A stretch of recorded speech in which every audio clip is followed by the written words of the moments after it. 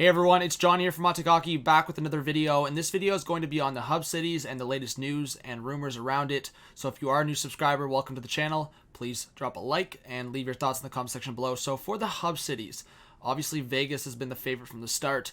All the reports have said that Vegas is probably a lock to be one of the hub cities, and obviously with the numbers in Vegas, that becomes a risk.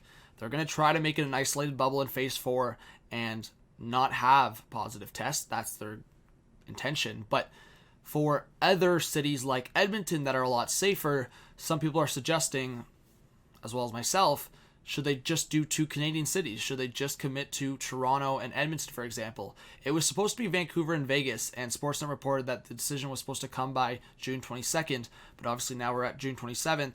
That decision hasn't come. And Chicago, it seems like Chicago's a backup option, LA's a backup option, but Vegas's numbers are scary. Nevada's numbers are scary.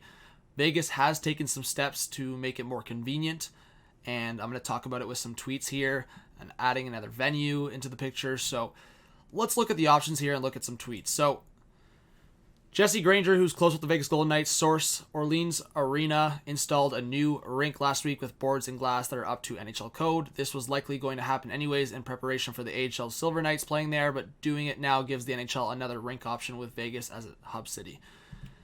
The Orleans Arena is about 1.6 miles away from T-Mobile Arena. The MGM Grand Garden Arena, which is next door to T-Mobile, also holds NHL regulation ice. So that's three arenas, three venues for Vegas, and in a close proximity. And that's the same situation for Toronto. Toronto has three venues. And that's the situation with Edmonton. They don't have this big attractive in terms of convenience, in terms of what the players want outside of the safety, and I think there was kind of some question marks around the hotels in terms of it being close. I mean, they've got like rooms attached to the arena, a hotel I think across the street. Like, it's convenient in that sense, but for Vegas, they've obviously got high quality everything. Like, when we're talking about 5 stars, like, the players are going to be in a good, comfortable situation. In terms of coronavirus, well, that's a different conversation, and that's why you got to find the balance of, or I would say, what is more important to the players in the NHL, the safety or feeling like you're in a luxury experience. And I think, obviously, we look at the safety. We've got to hear from the players. I think that's the most important part. They want to be safe. I think we all want them to be safe.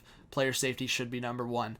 So, and I just want to move on to these tweets, and it was reported by many. I'm just bringing up this account because it was a good thread, and it just kind of, I would say, narrowed it down to what I wanted to talk about. So NHL plan last week was to finalize and announce Vancouver and Vegas. As I said, players already voted to approve Vancouver and Vegas. So that was from Elliot Friedman.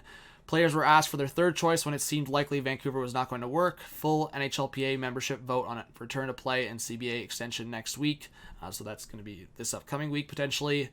Chance of 2 Canadian hubs is more likely now after Nevada case increases. So, and that's what I'm talking about. Edmonton and Toronto, how likely is it now? And this is where I go to the final tweet and saying league will have to sell Edmonton to the players because players don't like Edmonton's accommodations. That's really interesting. Absolutely interesting, because is that what's holding it back? For me, the fact that they didn't announce it yesterday, which was Friday, the day of the draft lottery, it kind of drives some questions. Like, is it because the players don't like Edmonton, or is it because they're trying to convince the players to do Edmonton and Vegas? Because it still seems like Vegas is a lock. But with the numbers, you've got to think, why not just commit to Toronto and Edmonton? So is it because the players don't want to do Edmonton, and that's why Toronto's the favorite to go with Vegas? It's just such a complicated conversation. Is it Toronto and Vegas? Is it Toronto and Edmonton? Is it Edmonton and Vegas? They weren't afraid to do 2 West teams. They were about to do Vancouver and Vegas. So don't be surprised if it is Edmonton and Vegas. That's why I'm trying to get my head wrapped around it. Are they trying to do the 2 Canadian cities? Is that what they're trying to convince for Edmonton? Because why not just, if you're that confident in Vegas and you know you're going to Vegas, why not just announce Vegas and Toronto already? If you're comfortable doing it with Vegas, where Toronto's numbers are nowhere near as bad and Toronto's more attractive to the players as well, why not commit to that already? That's why I'm asking the question, are they trying to actually do Toronto and Edmonton now? We don't know. We absolutely don't know. And there's been a couple insiders I know John Shannon, who no longer works with Sportsnet, but he was indicating that maybe the NHL does consider the 2 Canadian cities now. With Vancouver out of the picture, do they look to Edmonton and Toronto? I'm going to make my statement here. I think they should.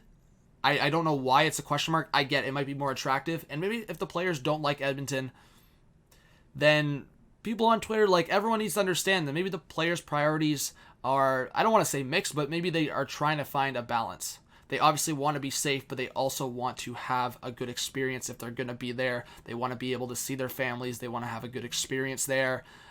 They don't want to feel like they're locked up for 2 months, if that makes sense. Obviously, it's on the physical health side, player safety, but they also want to look on the other side and go, okay, we don't want to feel like we're isolated and just stuck for over 2 months, because when we talk about the full length of what this could be, from the play-in rounds to the Stanley Cup final, I think it was like around 68 days. So let me know what you think. I think it's a very interesting situation. I think there's a lot to talk about.